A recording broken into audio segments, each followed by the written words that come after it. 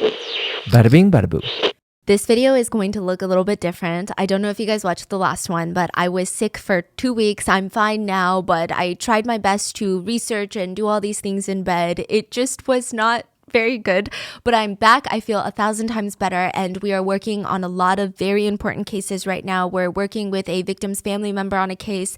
There's a lot of just strange things that have been happening that we want to bring these cases to you guys, but we want them to be good. So it's taking a little bit of time, and we didn't want to go without any videos. So this is going to be the video that we are posting that is not totally new and fresh. This video was actually filmed maybe a year ago, and it was posted on a different channel of mine, a separate one called Stephanie Sue. The story is about two different women in China who lived very drastically different lives. One woman was kidnapped by a TikToker, a Douyin or influencer in China, and she was held hostage in his house for a very long time. And then another woman, she cried tears of joy 30 minutes before she was executed by the country for murder. This was from a year ago. I might look a little bit different. I might sound a little bit different, but I hope you guys enjoy, and I will see you guys in the next one that will be just the rotten mangoes that you're used to.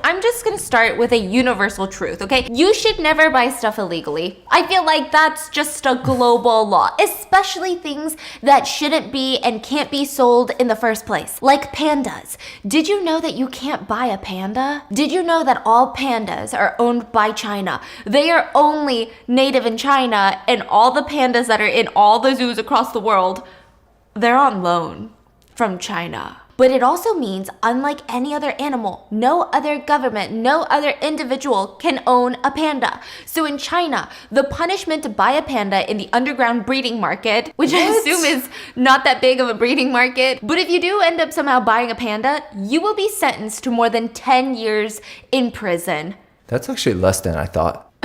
They're considered a national treasure, so it's a big deal. I mean, yeah, but like 10 years, that's the minimum sentence for buying a panda. That's a lot. I mean, there are people that have done worse things that get out in like 2 years. If you buy 2 parrots, special breed parrots, you will be sentenced to more than 5 years in prison in China. And I'm telling you this because recently a case in China has taught everyone that a woman is less than a panda and even less than 2 birds. Let's talk about the viral TikTok Douyin case of the chained woman. Okay, so there is like a whole niche of creators online, and you're gonna see them pop up from like all over the world on TikTok. Like you see them in America, Europe, Asia, Africa. They're called feel-good influencers. So it's not that they're happy. They're not influencers that are, your happy place. They're literally in the business of making you feel good. So most of their videos, they go something like this. First video. This man right here is without a home. You guys, I'm gonna let him tell his story. Then the person will share their struggles with being without a home and how that's impacted their lives, their children's lives, their family. And then later, a follow-up video will be made using the donations that viewers have sent in, where the man without a home is surprised with all the money. It's like this universal moment, even if you don't understand the language, because I've seen different countries do this and it pops up on my TikTok feed because it's like a thing I do watch until the end, okay? And it's a moment of like intense understanding, humanity, hope for the future, that we can all change the world, make it a better place. And almost always, it's a select number of trending, heartwarming, uplifting music that is playing in the back. Listen, I'm not on these influencers. I hope that majority of these influencers are genuine, because I'm literally on that side of TikTok. I will watch every single one of them. I will even donate to the GoFundMes because it just makes my heart hurt. But in the end, it also makes me and everyone else feel good. You feel good in the end almost. You're on this like emotional journey. You feel so bad. You feel grateful for your life. You feel like you should be thankful for your things. And then you feel good in the end. They're in the business of making people feel good. And if these good, positive energy influencers are legit, then they are changing the world. But in every industry where there are no regulations and there's money to be made, how do you know if all of them are legit? How do you know which ones are hiding dark secrets behind their positive energy facade? Recently in China, a father of 8 went viral on Douyin, which is the TikTok in China. And the dad's name is Tong Qimin. We're gonna call him Mr. D. It's literally like Daddy of 5 all over again, but Daddy of 8. And I can see why everyone was just quickly obsessed, okay? I would probably be one of those people. Mr. D had a really intense story. His mom was in her 80s and he was taking care of his disabled older brother. He had 8 children that ranged from 3 years old to 10 years old, and he was raising them all by himself in this tiny little village in China. He had like no heat during the winters. They had no flooring in their house. It was just like dirt in the floor, and with no partner in sight to help him. He's like a single father of 8. But the crazy thing is, I mean, nobody would even blame Mr. D for being a sour, mean old man, just a douchebag. Imagine that kind of pressure to feed that many people, to do all this housework. You know, if he was a little bit mean, nobody would be mad. His life was pretty miserable. But even though that he's barely making it by, the children have no clothes, they have like no food, it was rough. He was such a happy, positive person online. 家人们下午好，我叫董志民，8个孩子的爸爸。大哥，咱现在火了，有什么感想？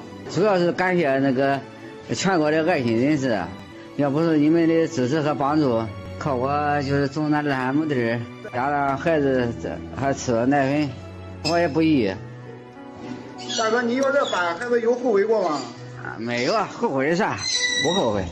要有大人不吃的，还能饿着小孩了，叫他。现在那个生活虽然也困难点呗。那不代表以后小孩子们长大了还困难。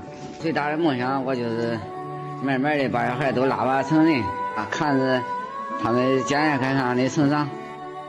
So his story starts getting attention on social media. Bigger TikTokers are reposting his videos, giving him shout outs, being like, hey guys, look at this family, go follow them, go show them some love. Some of the local TikTokers that live in nearby cities or the towns, they would go and visit Mr. D, and they would draw more attention to Mr. D. They're like, go look at this family, guys. Look, I'm with this family. This is what we're doing. Look at how he lives. Guys, I'm gonna link his GoFundMe. It was like this whole ordeal.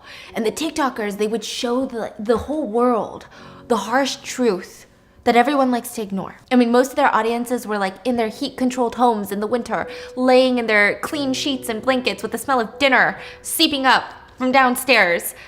But a good majority of the audience had never seen conditions like this. So it was eye-opening, and it was what people call poverty porn in a lot of different industries, like the reality shows that show that. Yeah, we've talked about it before. That's like the label people put on it. So it was kind of a mixture of that. Like people were amazed at how tattered the clothings of the children were, and it just was heartbreaking. They even interviewed Mr. D for their TikToks, where he shared more about his life. They were like, okay, well, tell us about your life. And he's like, okay, well, I receive maybe $430 from the government every month to feed all these kids. That's not a lot. That's for everything, my housing, feeding them, clothes. I mean, I gotta make sure that they get to college. That's my dream. And the TikTok would end with the influencer saying, guys, please go follow Dad of 8 on Douyin. Please, and check the link to see how you can help their family and donate.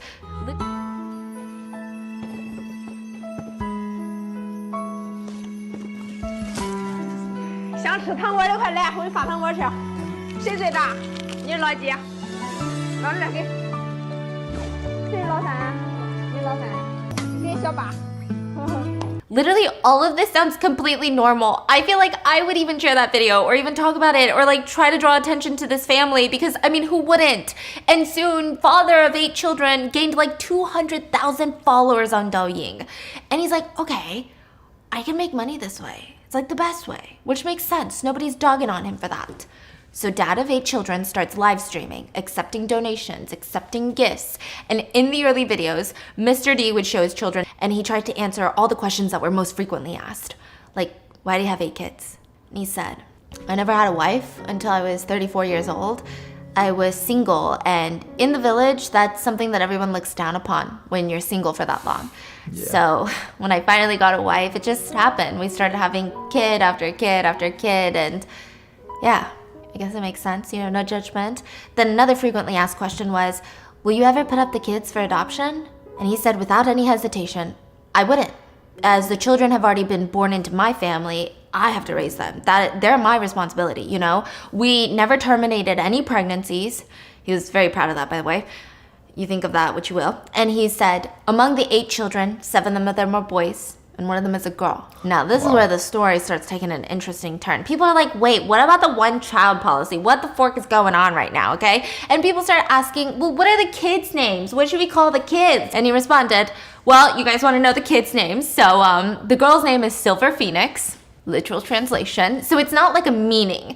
Okay, so you know how Chinese characters can have a deeper meaning and stuff? It's like that in Korea. If your name is Chisu, the Chi has a meaning in the traditional Hanja, like the traditional Korean character. And then Su has a meaning. So it could mean like beautiful angel, but the direct translation would not be Chisu in English is beautiful angel. But his direct translation was like Silver Phoenix.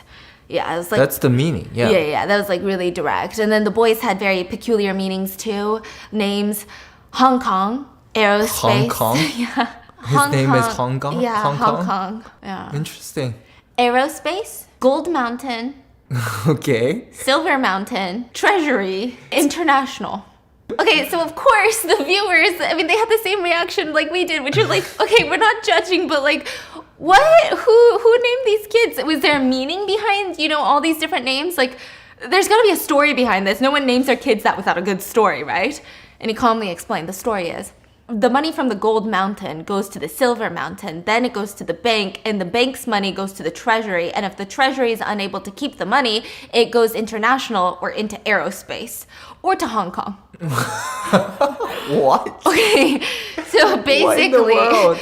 basically, he was really adamant that at least one of his kids would have money. It's obvious that his education level isn't high. Yeah. And that's how they usually name kids. I think it's also supposed to be like, okay, like the money is going to end up in one of my kids' pockets because if it doesn't stay in the bank, it goes to the treasury. If it doesn't go there, it goes to this and it goes to aerospace. Does that make sense? So he's like thought of all the loopholes of where the money could be sent.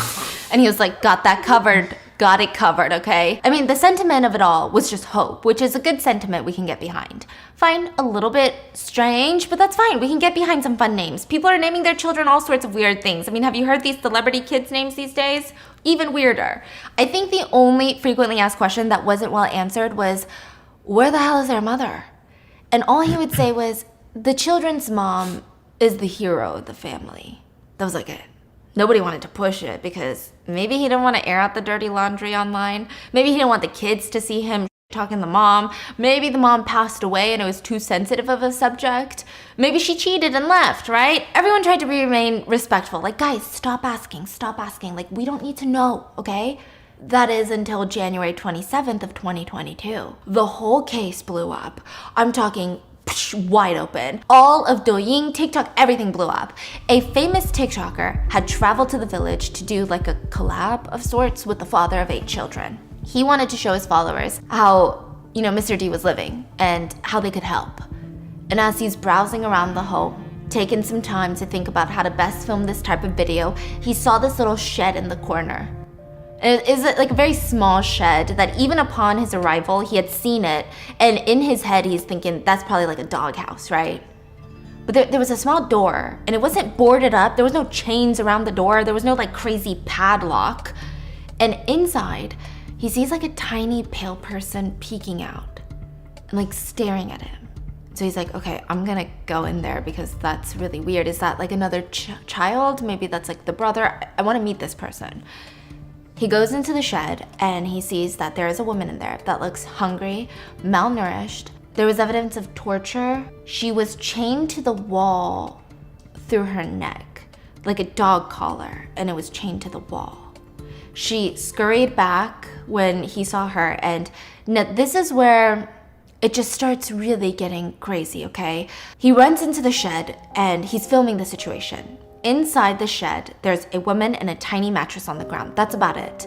The woman was in freezing cold winter. She was barefoot, very thin clothes on, and chained up.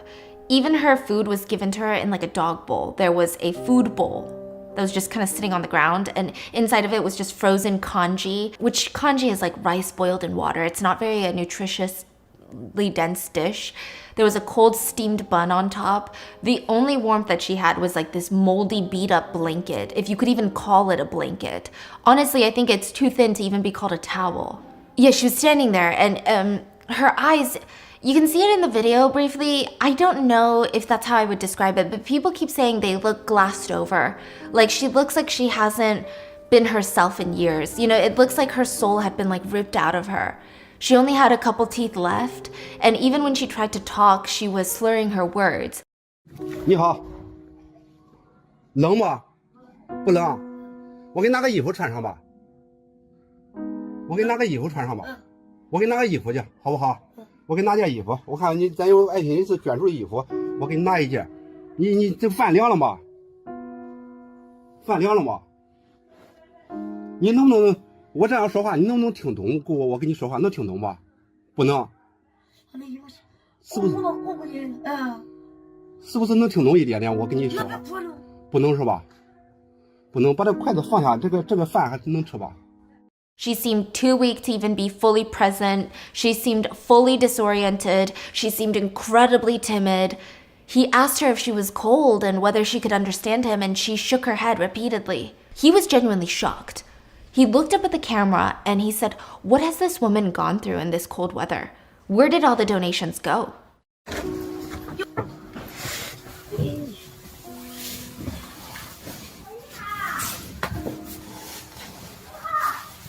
有点小，它都是小孩的衣服。没发现它能穿，这个还能做穿上，能暖和一些。这个，哎呀，这个天气啊，大家可以看一看，大家看一看，这个天气是这个大家经历了什么？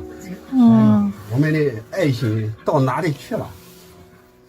哎，往这个往前去。冷穿上吧，好吧，冷，那我给你拉上，好吧？冷吧？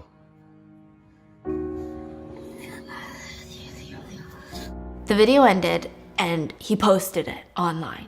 And this is what blew the case up. I mean, the question remained and lingered, and everyone that was watching was, you know, who the hell is she? Where did she come from? Why is she chained up? Where is her family? Why did nobody care that there's a woman chained up in the shed? Like, they didn't try to hide her that well. So are you telling me no neighbors knew? No villagers came over and never investigated this shed? So these people, the netizens are blowing up the comments like, we gotta do something. Which, like, yeah, we do. But the TikToker who posted this original video, he made a response and he was like, you guys don't have to call the police. I just wanted everyone to care for the poor family and urge the father to treat his wife well with the help of the public opinion. Wait, the TikToker who exposed this story? Yeah. Post a story saying you guys don't have to freak out anymore? Yeah, like, we're handling it, and this is his wife, and he's gonna, like, treat her well. What? And that's all I wanted. Meanwhile, the father of 8 children was still active, and he was responding to all the questions and the backlash. Like, can you imagine that he's still active on social media right now? And he's saying that, hey guys, everyone, this is not like a kidnapped woman. My wife was mentally unstable, and she was pretty violent. So to prevent her from smashing things and hurting my elderly mother, or even the children, I chained her up in an isolated room in the house. Like a dog? Yeah. In the freezing cold? This was his defense. This was his, like, hey guys, like, don't be mad at me because I have a good reason. Okay. And then he said, but whenever she was not violent, I would let her out. That was his best argument. Wow. That was his defense. So yeah, no, the public was like not satisfied. So the video starts circulating everywhere and the internet theories are going crazy. Some speculate that she was human trafficked rather than being a mentally unstable wife and mother. Some thought that she was an insane mother. And some people were even commenting, if she's insane, then I'm worried that her kids have mental illnesses that were passed down. Some people commented, I think that she probably was good looking and mentally stable, but because she had been chained and trafficked and probably assaulted, she gradually went insane. She can be insane and still a victim. You guys know that, right? Another comment read, she doesn't look very old. Why did her teeth all fall out? Someone made a wild guess under that comment and said, maybe she bit someone to defend herself while they tried assaulting her and they broke her teeth off. Another theory was... Jeez. The woman was probably abducted when she was like 12, 13 years old. I heard that Mr. D and his brothers and even his own father used to use the chained woman and nearby villagers knew about it. But nobody intervenes because all the villagers are like animals. So very quickly, Mr. D goes from this like loving father of 8 children to human trafficker overnight. Listen, no angle of this is looking good for this guy. Even if what he said is true, who chains up their mentally ill wife? Like, who does that? People replayed the video over and over and over again and tried to decipher what she was saying. Because remember I said that she was slurring her words, she didn't seem fully there.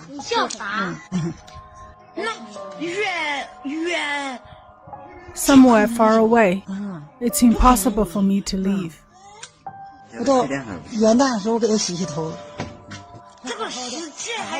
The world doesn't want me anymore. The world doesn't want me.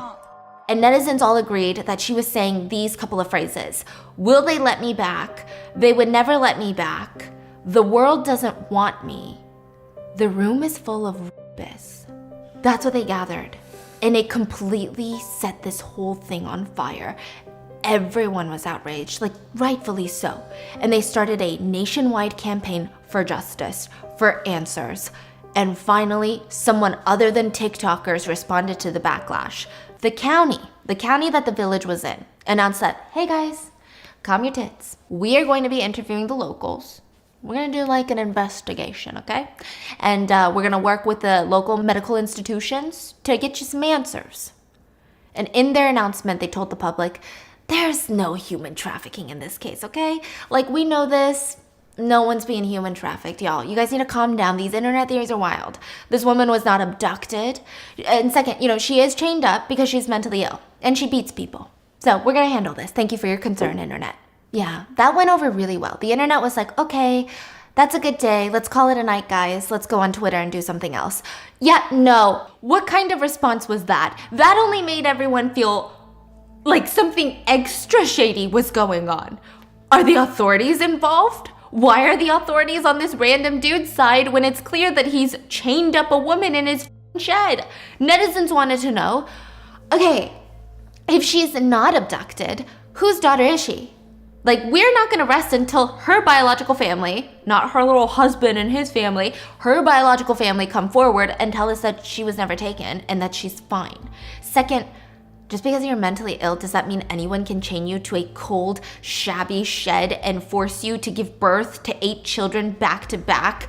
How is that not SA? The initial response only angered the netizens more, and it just added more fuel to the fire. And finally, Fengshan County was forced to release a second announcement, stating that the woman's name was Yang Qingsha. And they said Miss Yang was a woman without a home. She was begging for help when she came across Mr. D's house, and his family let her stay with them. She was battling all sorts of mental illnesses at the time, but the two fell in love. So Miss Yang and Mr. D fall in love and decide to get married. So yeah, that's what happened. So there should be paperwork, right, of the marriage certificate. Well, no, the authorities said don't even try looking for it because Mr. D said that the staff who did their marriage registration, they were negligent and they did not identify Miss Young's identity, so it was complicated, yeah. We don't really have like an ID for her, like an actual physical copy of the ID, but she's Miss Young, we're pretty sure. Yeah, and she's married, and those are her 8 children. We did a DNA test. We even gave government subsidies to the family. They were like saying this as a flex. They were like, we gave them $400 a month for 8 kids. Don't even get me started on that. Like, someone get the county a PR team. They also mentioned that the chained woman, allegedly Miss Young, had been sent to the hospital for psychiatric treatment, and they never denied, confirmed, or even mentioned human trafficking, assault, forced birthing, abuse, none of that, again, in their second report. So yeah, their second report went over just as well as the first one. The netizens and journalists alike were so fed up, they started traveling to the village to demand answers. What? Meanwhile, netizens were doing some detective work because, the police aren't doing it, right? They found a woman that had gone missing like 26 years ago. Her name was Li Ying, and she was 12 when she went missing. She had this very sweet looking face, very soft features, double eyelids, a round face, a small mole in the corner of her mouth. And the missing persons report stated she went to school one day and just never came home. Netizens did a comparison of the facial proportions. So this is I know it's kind of tricky to see if this is viable, but usually the proportion of like your chin to your lip to ratio, they say it does get bigger as you age, but it stays pretty consistent. Like the gap between your nose and your top lip, it stays pretty consistent. You know, these types of proportions in your face. And they put the missing poster flyer picture as well as the chained woman's picture that was screen grabbed from the video, and they looked kind of similar, I'm not gonna lie to you. So they're like, okay, maybe this is the woman and it's not Miss Young, because nobody believes the county with anything they say. They don't even believe that this is Miss Young. Because if she's human trafficked, do you think that they would put her real name on the marriage certificate? Get out of here. No, they wouldn't. The chained woman was also said to have a thick Sichuan accent, and the missing girl was from that region. So now the authorities are getting even more dragged because it looked like the internet was doing more for this woman than they were, which the internet was. So they were forced to come out with a third statement. They said, Miss Young has been identified. And that's not her name. Sorry, guys. Sorry. Don't hate us, okay? They're saying the name that they gave first time was not it. Yeah. What? Yeah, and they're like, not my fault, guys. It was the county registration person's fault. It's not my fault. Her real name is Xiao Hua Mei. We're gonna call her Mei. And she's from the Yunnan province. Now, both of her parents are dead, and a report claimed that a neighbor, on the request of Mei's parents, went out to find Mei a good husband. You know, her parents were worried because Mei wasn't a good catch. She was battling some mental illnesses. She had slurred speech. So the neighbor and Mei went out to search for a husband, and in the process, they got separated, right? You know how that happens. And the neighbor never called the police to let them know. Never let Mei's parents know either. Just came back home and was like, yeah, she's married.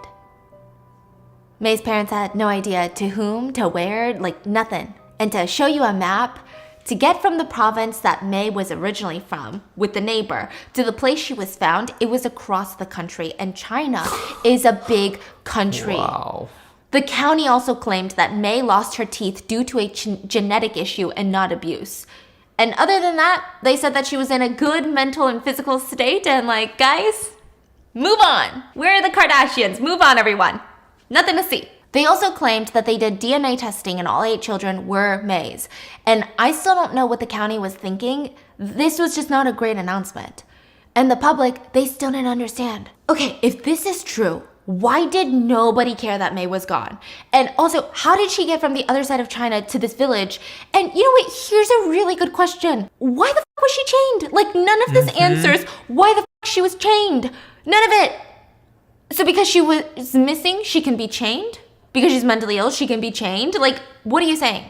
And mind you, up until this point, nothing was happening to Mr. D. He was a free man with no consequences. In fact, oddly, during this time, a wedding company had asked him to be a spokesperson. A wedding company. The public went insane. They said, how can a scum who chains his wife up and treats her like a birth-giving machine talk about happy marriages? What on earth is going on right now? But back to the chained woman, who is she? So was she Li Ying, whose face matched up according to the netizens, or was she Mei? You know, Li Ying's uncle came forward to ask for a DNA test because based on the videos and photos, he was sure that was his niece who had been missing since she was 12. You know, the one that was walking home from school? Again, this announcement only made people question the county more. Everything that the county said just felt so fishy at this point. Even if they start telling the truth, nobody would believe them. That's how people felt. So the county issued a 4th statement, February 10th of 2022. They said, hey everyone, calm down, okay? This woman is not Li Ying. Jeez, this is Mei. We found Mei's half-sister. We did a DNA test and it confirmed that this woman is not Li Ying, but Mei, who I mean technically by all definitions went missing, but it was just never reported. And okay, fine. You know how we said there was no human trafficking involved?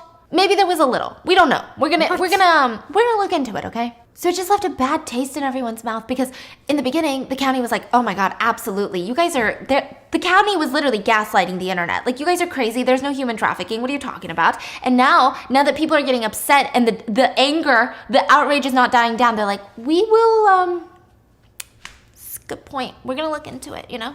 But still, no answers. If this is Mei, and she did go missing because her neighbor took her out of the city or the village, who took her? Why didn't the neighbor report her missing? Why didn't she call the police? What happened from that day that she went missing to all the way to today? Because that's decades. And how come Mr. D is not arrested? Like, what has this woman gone through? Let the woman speak. It was so frustrating that a few volunteers drove all the way to the village, tried to break into the hospital that May, the chained woman, was in, that was heavily guarded, which, by the way, and they snuck in, tried to talk to May, but they were kicked out, and those volunteers went missing for a week. They lost contact with their friends, their family, they stopped posting online, wouldn't talk to anyone. They went dark for a week. They were arrested, right? Yeah. Wow. Which, of course, this incident blew up even more. 2 women tried to save a woman, and now these 2 women are in jail with God knows what happening to them.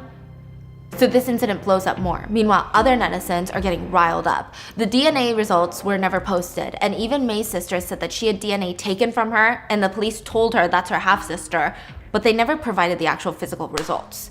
And everyone that knew May said that when she was younger, it just doesn't make sense. Like, this doesn't feel like it's May.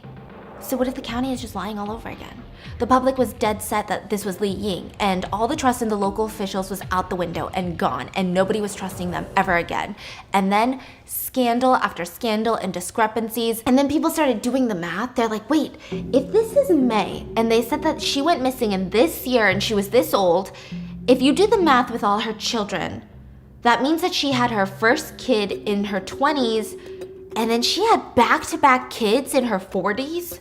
That doesn't even make sense. People are like, I don't even understand. And she wasn't even going to the hospital for the kids, for 7 of her kids. So she's in her 40s, having like a peak in fertility out of nowhere, and then giving birth in the shed?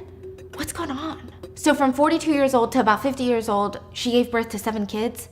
Like, none of this is making sense. Are we sure that this is May? Like, people were just getting more and more confused. And then, internationally, it became a whole thing. So this got so much attention nationally, and it also happened to coincide with, the Beijing Winter Olympics. A lot of the big publications internationally, I believe the New York Times was one of them, and they had posted articles that were titled, and I quote, "Who is the real China, Eileen Gu or the chained woman?" And a quote started circulating. When no one is paying attention to the chained woman, people could see her on the internet. But when the whole world is paying attention to her, we can no longer see her. A lot of allegations were that China was censoring and suppressing the story, especially after it went a little bit more international. With enough outrage, they kind of had to do something. Even though they were suppressing the story as much as they think they could have, I think, okay, personally, allegedly, they were suppressing the story, people were still outraged. They were not getting over it. So the province came out. So this is basically like it going from a county investigation to like a state investigation. The province came out and was like, hey, we're gonna investigate. Don't worry, we got this, trust us. The public was a bit more optimistic that there would be results. And a week later, results came out. A 6,000-word detailed report on their investigation. So finally, the truth had come. The chained woman was May from Yunnan. The DNA showed that the woman was May and not Li Ying, and as for the picture that showed that Li Ying and the chained woman were similar in appearance, apparently it was edited before it was posted. So the viral picture that was circulating with the proportion lines and everything, that was kind of altered a bit. So it's a bit misleading. So what the hell happened to May? Her parents had gotten divorced. May moved to a new city with just her mom. And at the age of 17, everyone who knew her said that, she was a very physically and mentally well young girl. She gets married at 17. That marriage lasted about 2 years. And when she divorces and joins her mom again, everyone is shocked. They're like, this is not the May that we knew. She has slurred speech. She has very different behavioral discrepancies. I mean, they believe that she was suffering from, if not one or many mental illnesses. So a year later, a neighbor named Sang took her to a neighboring village by request of May's mom. May is like, listen, May needs a husband. She's getting old. She's not a good catch. Take her to like one of the villages and see if someone will marry her, please. And the neighbor, Sang, was not just a neighbor, they were a human trafficker. Wow. They had already done a prison stint for child trafficking, and that is how 21-year-old May became a trafficking victim. Sang sold May to a man in a local village for $620. And after about 4 months, May ran away, and somehow she wandered around 400 miles away from where the first purchase happened. And a couple took her in. This is a restaurant owner. And for a month, she was okay. She was eating, she was being housed. She was helping out around the restaurant. And then they decided to sell her to migrant workers. at a nearby construction site. Basically, she was sold again to construction workers. And these construction workers were like, let's take her to our hometown, which is the village that Mr. D lived in. And they were like, we don't really want her, we don't really need her, so let's sell her to someone in the village. They sold her to Mr. D's dad when he was still alive. So May had been sold like an animal 3 times. And finally, she was sold to Mr. D as the wife. Now, on the registration forms, she was forced to use a fake name so that nobody knew who she was because, it's illegal to buy a wife. And from there, it just seemed like her life was pretty horrible. It wasn't as horrible as being chained up because it seems like she gave birth to her son in a hospital. And at that hospital, because of China's one-child policy, they put an IUD into her body, which means she can't get pregnant again. It's like those little copper things that they stick in your cervix. And about 10 years later, the IUD was ineffective. So we don't know when she started getting chained up. It could have been like a year after she gave birth to her son, 6 months. It could have been like 5 years. But we know that she was chained for a while. The IUD became ineffective and she was having this surge of reproductive hormones. And she was getting assaulted. And she gave birth 7 more times from the time that she was 34 years old to the time that she was 43 years old. The longest gap between kids was 14 months, which is insane. Before she was chained up, and if she had not been found by a TikToker, she had no idea how many more years or how much longer she would even survive being chained up. Once the report was released, the authorities confirmed that they did arrest Mr. D for abuse, as well as several other county leaders who did the investigation. They carried it out the way they did, as well as people who were willing to turn a blind eye on marriage registrations. Like these people that worked in the marriage registration office, they knew what was going on. They didn't ask her for her ID because they knew that she was a purchased woman. This case drew a lot of attention to the fact that in these villages, just all around the world, not just in China, it is still not uncommon to buy wives, to buy human beings. And just in this province, since 1986, close to 50,000 women have been sold and bought by traffickers. And that's just the ones we know of. Even villagers who knew said that they weren't surprised. This isn't something new or wild. They said in villages, women are sold like pigs and dogs because they saved the village. Because what kind of woman wants to live in a village and have a bunch of kids so that they can work in the fields? No woman. But Mr. D will probably get off light because in the criminal law of China, it reads that the crime of buying abducted women and children shall be sentenced to a fixed term imprisonment of not more than 3 years. Are you freaking kidding me? Sometimes it's jail, sometimes it's public service. So... What? Yeah. In this like province area. So I mean, this is basically kidnapping. Yeah. And assault, sexual essay. It's kind of a loophole from what I read, and tell me if my research is incorrect on this one because it was getting really complex because it's like the code of law and it's constantly changing, and also translation. I did have professional translators help me on this one, but kidnapping a woman, you get a higher sentence. But for some reason, when you buy a kidnapped woman, like it's like a different sentence. So when you're the kidnapper, you get a different sentence. I feel What's like worse? That's right? what I'm saying, but it's like it's kind of a weird. Like a really weird thing. I don't know why. A lot of people in China are saying this is the case that really showed the true colors, that a woman is still considered less than a panda, and even 2 parrots. And to make things worse, some netizens even took to the internet to blame the chained woman. They said, now that the case is clear, did the public get what they want? Just because of your so-called morality and wokeness, the family is torn apart, the children don't have a mother, and the man doesn't have a wife, and the children don't have a father. And you know what? The most pitiful person is the chained girl. If one of her 8 kids had been successful, she would have been well taken care of for the rest of her life. But that hope, it's all gone now. Insinuating that since she's been freed, she has no hope that one of her kids will succeed and support her later on. I can't believe this. Yeah, so if that's true, okay, let's just chain everyone back up. Another person wrote, besides, no matter how righteous the government is, family ties are not as important anymore these days. There's already no love from the mother, and now the father's gone. What will the children feel? Probably not good. To that, someone responded, finally, someone with brain cells. They wrote, the young children are innocent, but the kidnapped mother is more innocent. To sympathize with her rapist is to stab the chained mother. And that is the story of the TikToker who chained a woman up and almost got away with it. Wow, that is so dark. I don't even know how to feel about this case or how to dissect this case because there's so many different weird levels to this. And just, I think definitely just the fact that it was happening during the Beijing Winter Olympics, it just adds such a even more depressing, like, anytime when there's a crime happening, it feels like there's like 10 worlds going on. Like, how can all these things happen in the same world? Just doesn't make sense. I'm gonna play you the video of this woman's last words, and I don't even speak Chinese, but for some reason, it just like got to me. My fiance showed me this. I had no idea what crime she committed. I had no idea why she was about to die, but just watch. 判处被告人郭爽死刑，听清了没有？对判决结果有什么意见没有？没有。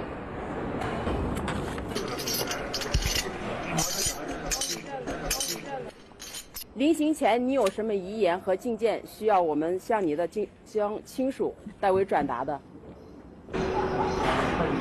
希望我爸妈好好的。其他有没有了？押赴刑场，交付执行。你刚才问什么？问王子健了吗？为什么第一反应要问他的结果？不知道。就像你昨天说的，希望他能留下来。你如愿了，他留下来了。真的。为什么会那么高兴？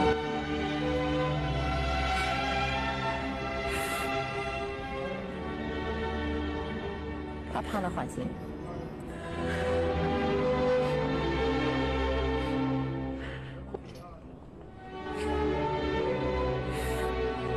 有什么跟爸妈说的？妈妈，对不起。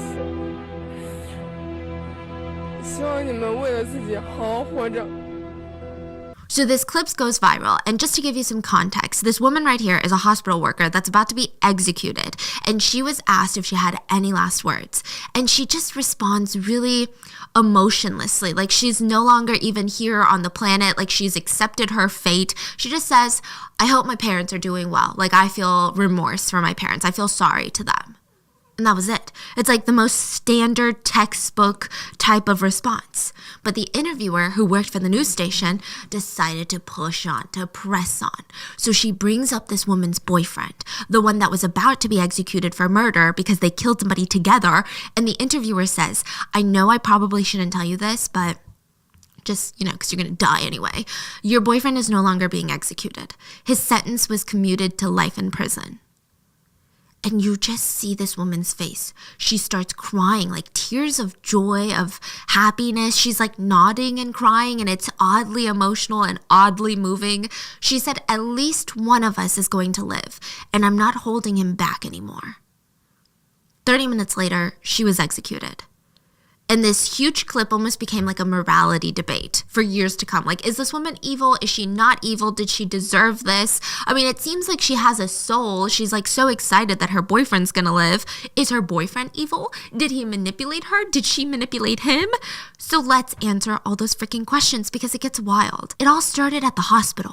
The freaking hospital. So Dr. Feng is like a big name in the hospital. I mean, his name wasn't on the building or anything like that, but he ran the hospital technically. He was the director of the hospital personnel department. He was very well compensated for his position, and he was able to negotiate like a ton of benefits when he took this job. So he's walking around shoulders tall like he owns the goddamn place. I mean, he is an accomplished guy. I will give him that. He grew up in China, graduates college, and he's like, I'm gonna go to the United States. He starts going through the ranks, and he eventually ends up at Columbia University to do research, later goes to Harvard University to study molecular biology. What does that even mean? Then he gets married to an ophthalmologist, right? And then the two of them just have kids. Listen, they're like winning the American dream. And then he gets a call from his old college in China, and they're like, we want you back. We want to give you a prestigious directorial position. Like, we miss you. We heard you've been doing great things in the United States.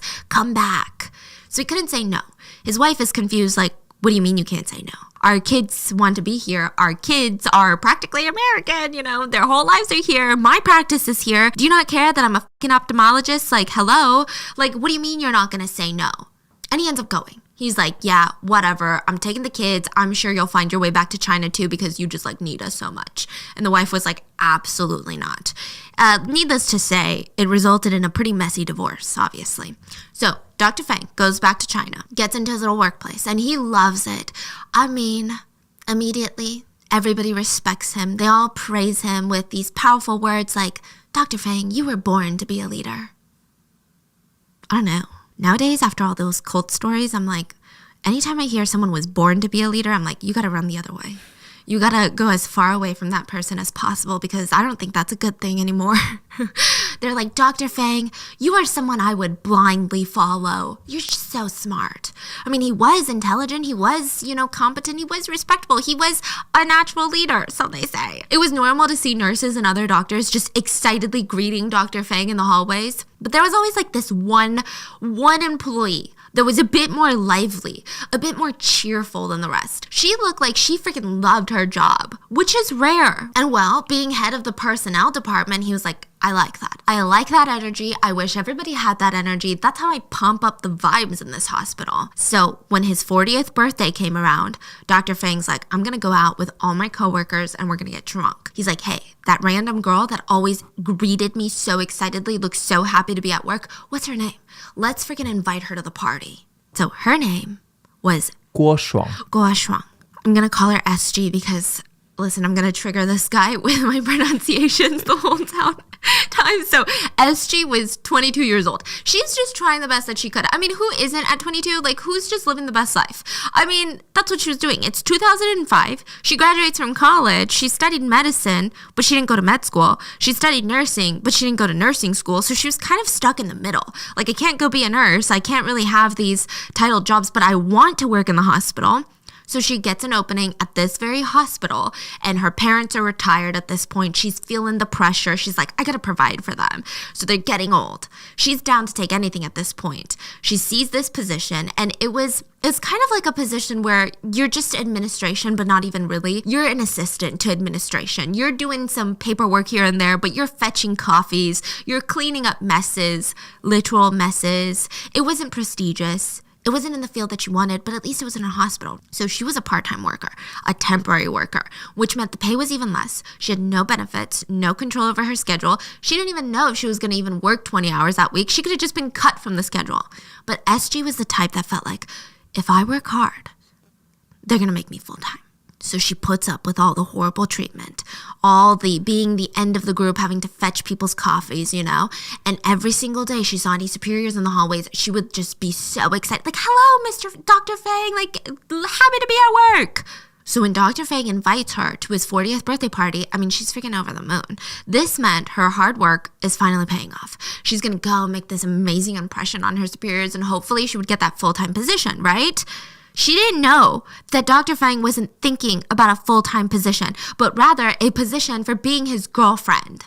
So during his birthday party, he just kept pushing more and more drinks on SJ. And I feel like it's similar to Korean culture. SJ found it really hard to turn down his superior's drinks when he kept insisting that she take another shot and another shot.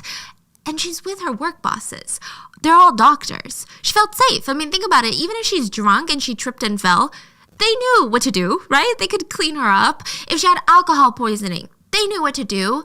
I mean, can you think of a place that you would feel more safe drinking than in a room full of doctors? But SG was still worried when she felt her vision started to blur and she's like walking and tripping over the stools and over the table ledges. She's like, okay, keep calm. Like, it's okay. I gotta put a good impression. I gotta walk straight. But why did she feel so drowsy? So Dr. Fang couldn't take it anymore. He laughs and he gets up and he's like, all right, party's over, I guess. You guys have fun on me. I'm going to take the rookie SG home. Guess she's not used to the way that we party as doctors, am I right? So everyone's waving. They're not thinking anything of it. I mean, this is a nice guy. Yeah, have fun. Like, SG's in good hands. SG thought so too. She just remembered being in his car, and then the next thing she remembered was waking up in his bed. And immediately she was crying. Immediately. There was no like, oh my God, what happened? She knew what happened. Come on. So instead of driving SG home, Dr. Fang thought, why not bring her to my house? She's already losing consciousness. It'll be so easy to rape her. And in the morning, I can just tell her that she came on to me. Like, he knew what he was doing was bad, but whatever. That's how the world worked. That's what he's thinking to himself. Besides, SG would probably be so embarrassed that she slept with her boss that she would scurry out of his apartment. He had no idea that SG would wake up bawling her eyes out. That was not according to the plan. I mean, 23-year-old SG is laying in that bed. Her life just feels like it's been shattered to glass. Her hope in the world was gone. Not only is she traumatized, but this is like the worst way to be traumatized. She's thinking, if I can't even trust a respectable man, my boss, who on this planet can I trust? I mean, she just had this image of Dr. Fang as a mentor, a leader, someone who looked out for his subordinates, but then that just shattered like glass. It's like, everyone in the world is so full of deception and nobody is good and you can't trust any. She was having like a quarter life crisis. She was genuinely having a moment of like, what the fuck? She thought rapists were people that looked really gross and they come up to you and they harass you and catcall you and they like spike your drink. She never thought it would be her respectable boss who studied at Columbia and Harvard and everybody respected him. Dr. Fang was shocked too, not at himself for being a disgusting, deplorable human being, but I guess he really didn't think that SG would have such a strong reaction to the assault. He thought that she would just blame herself and push it under the rug, which honestly is so sick when you think about it. So to try and diffuse the situation, Dr. Fang offers SG a compromise. He's like, she's too emotional. She is unpredictable. I don't know if she's going to go tell the cops. I don't know if she's going to go tell my bosses. So to keep her quiet, he's like, I'm so sorry. I'm so sorry that this happened to you. You know, violence against women is never okay. I take it very seriously. But how about I help you out? I can try to make sure that you're offered full-time the minute a position opens up. As she left Dr. Fang's apartment, and she didn't agree, she didn't say anything, she just like literally left in tears. But when she gets home, you know, she's thinking about it. And this is the part that people really come at SG for. They say she must have not hated the assault if she went back for more. But SG, from that point, decided to sleep with Dr. Fang now. Psychologists say that there's like a ton of reasons that victims will actually choose to sleep with their assaulters after their trauma. One of the main ones being, if I choose it this time, then it feels like the last time it happened, the actual assault, was an assault, right? Like, it makes me feel like I'm regaining the power. And if I chose it this time, that means I didn't actually experience this intense, unconsensual thing last time, right? It's not that bad. It's like a way for your brain to protect yourself. Things like assault are so nuanced, I feel like we're just touching the surface. We have stories where victims fight the whole way through and immediately go to the police after. But in most cases, I think it's because so many people know their assaulter or their lives are connected with the rapist that it just becomes so nuanced and complicated. If it's a boss that could jeopardize your career, if it's a schoolmate that could ruin your reputation and make you a social outcast, if it's a family member that can uproot the entire family ecosystem, I mean, it's too complex, right? So people seem to do things that almost seem unfathomable to other people, but all I'm saying is nobody really knows what they would do in that situation unless they've been in that situation. So SG starts an intimate relationship with Dr. Fang. And I think there was another reason for it too, other than her trying to convince herself that she had the power here. Psychologists agree that this is very normal for victims who are assaulted by people who have power over them. So Dr. Fang had offered SG a full-time position at work. And at first she was disgusted and traumatized. But maybe when she got home, she reasoned with herself, like, listen, this terrible, horrible thing has happened to you, but it's in the past. Like, you can't even change it. What can you do? There's no way to go back and rewrite history. You can't go to the cops. They're not going to believe you. You can't go to your boss. He's your boss. You know, it's like his word against yours. This is rape culture. So yeah, you've been assaulted, humiliated, and now you're unemployed if you do something. Or maybe you get something out of it. Maybe you can win something, right? Take advantage of the situation. If you sleep with him, maybe he will feel forced to give you a full-time position. Yeah, it's like your brain trying to survive, basically. Yeah, and like try to like reason, okay, well, if I get something out of it, then it's fine. But from the outside, what a lot of people saw was, oh, this is a girl who's like sleeping her way to the top, and she's mad that people found out about it or that it stopped working. But before then, SG was promoted to a full-time position. It's so frustrating. So people were really coming at her for the fact that she did get promoted to a full-time position. Now, Dr. Fang being the complete asshole that he is, I don't even know what to say. Like, he's a freaking dickwad, okay? He didn't even give her the full benefits. He was like, oh, since you're transferring like to part-time to full-time, I'm just gonna like give you full-time. But usually all the full-time people that were hired, they got housing benefits, they got an allotment for housing, they got all of these things. They got amazing different health cares. She got nothing. She just got a full-time position, and she was just grateful to have 40 hours a week where she was guaranteed to get paid as long as she did her job well. So now, with this full-time status, SG is hoping that she can transfer to a different hospital soon, one that's connected to this one. She wanted to see what Dr. Fang could do about it. This would be the least that he could do after traumatizing her for the rest of her life, right? She just wanted a full-time job and to transfer so that she didn't have to be around him anymore. But Dr. Fang was getting annoyed.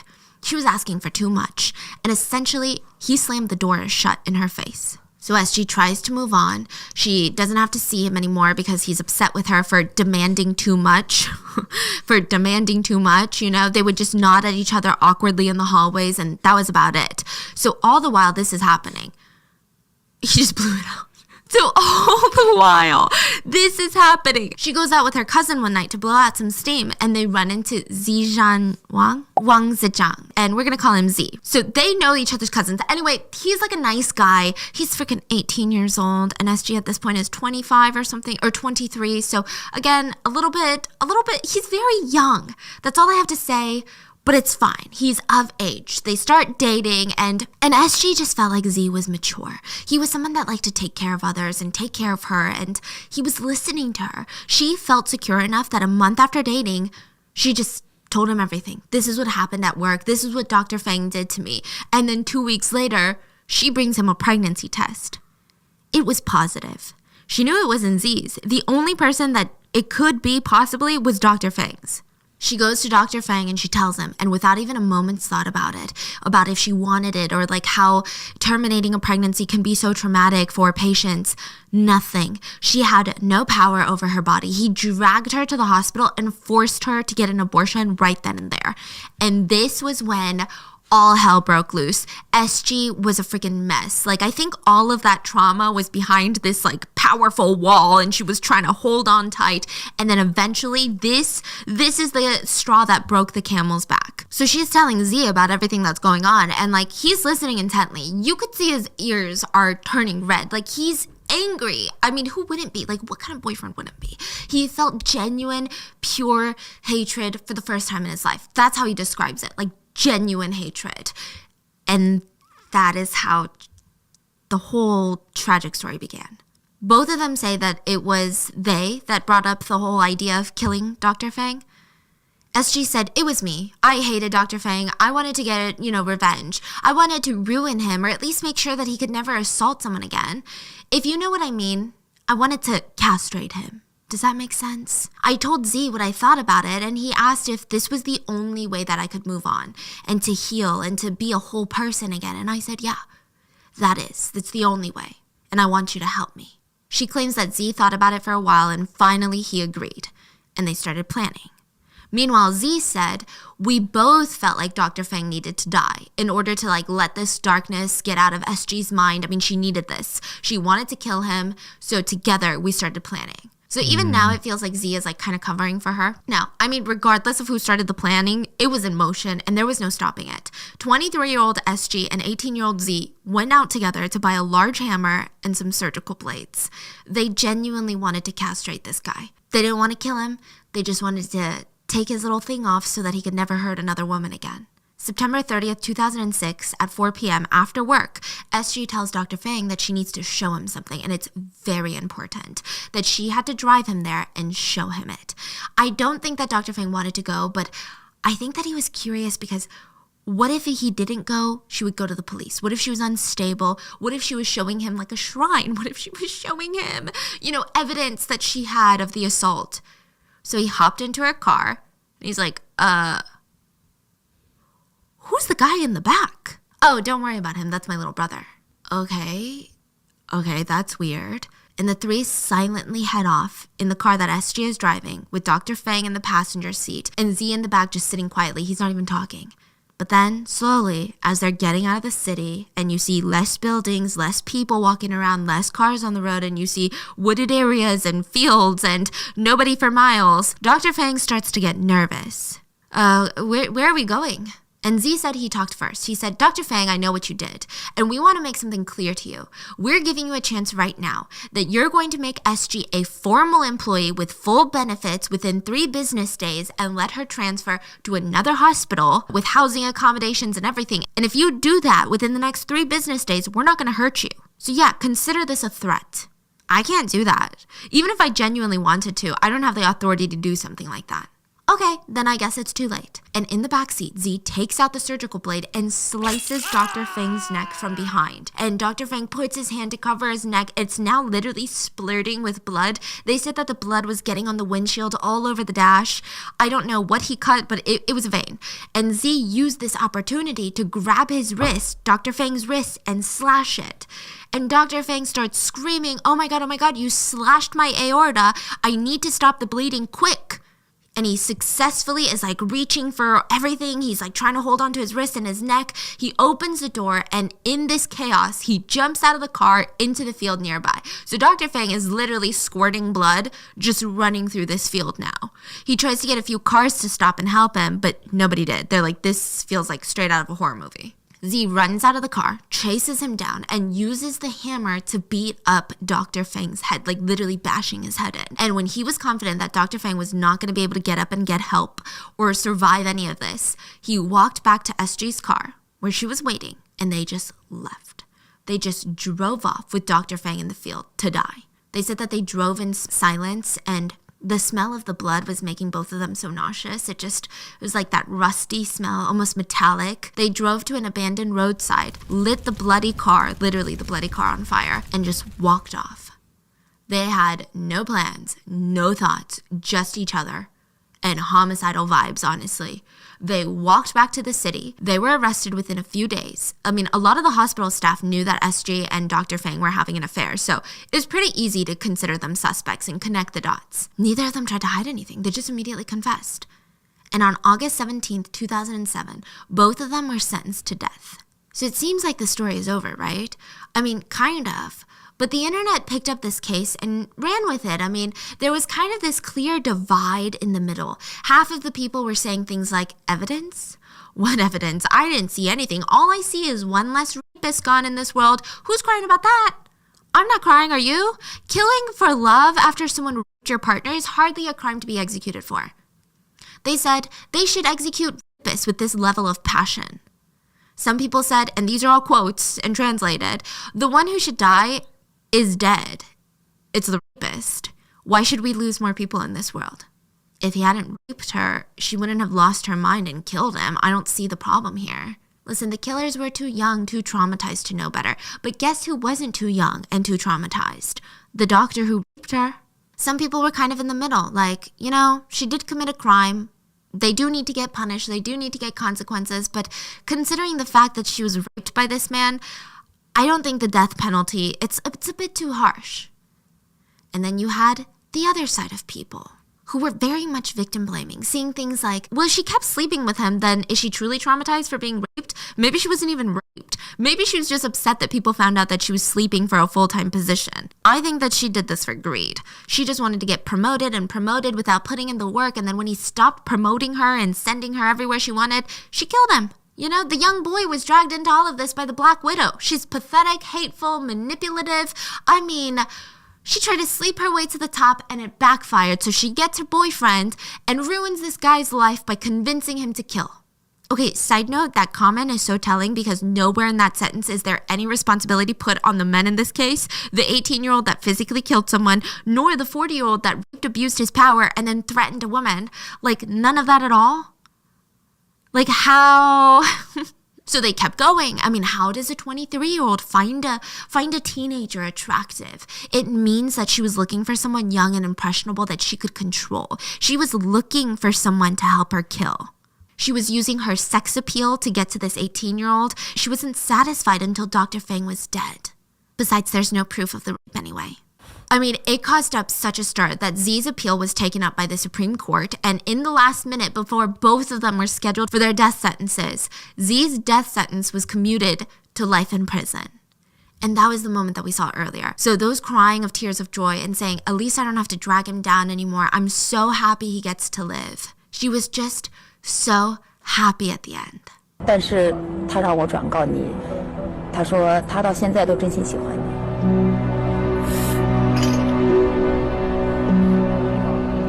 那个他还说，其实你不是你欠他的。他说，其实他在这个过程当中，他完全可以自己来选择去做还是不去做，但那是他自己的选择，说不怪你，只怪他太无知，只怪你们两个对法律太无知了。如果可以的话，他如果愿意的话，请他替我找我爸爸。I mean, to me, when I saw that, I've just personally never saw someone's last words, you know, right before an execution. Yes, I've never seen a state criminal execution's last words be that emotionally charged. Usually you have the serial killers who are sick and twisted till the end that are like, I ain't got nothing to say, but I love my mom. Or you have the ones that are like, I feel bad for what I did. I found God, love Jesus, bye. And the fact that her, just her emotional switch went from cold, no emotion to all of a sudden overflowing of emotion. Like a lot of people, I think they were also saying like the love they have, is that, is it because she really, really loves him? Some people say that the feeling is that maybe she did convince him to kill. So now she feels like at least I don't have to. Does that make sense? Like I'm the only one that have to, you know, bear the death penalty for this. It's just so sad. I mean, okay, do I think that what they did was wrong and twisted? Yeah, I do. Would it have been better if they castrated Dr. Fang? Probably, yeah, because he's dead now and he has kids and it's just all around, don't kill people. But I think it's also telling that they're so young and they truly felt like they had no other way. Like, the fact that she was traumatized and raped and then they feel like they have no other way and they're backed into a corner and the only way to escape this trauma is to kill him, that says a lot about society and the justice system. Because if she had an outlet to just punish him, he gets fired from his job, he is no longer her boss, she gets some sort of support, like, I think she would have been fine. Yeah, I saw some comment also said that if this case happened today, like 2022, she probably wouldn't have to been the death penalty. Yeah. She probably would have gotten life in prison. Probably, but it's probably not going to get, you know, executed, so. And that is the story of what happened to just the most intense last words I have ever heard. What do you guys think of it? Do you feel like she has some sort of remorse in her? Do you feel like she has a soul? I mean, she was so emotional about her boyfriend not being executed. Do you think it was real love? Do you think it was a trauma bond? Do you think she manipulated him and then felt remorse afterwards? I don't know. Let me know in the comments.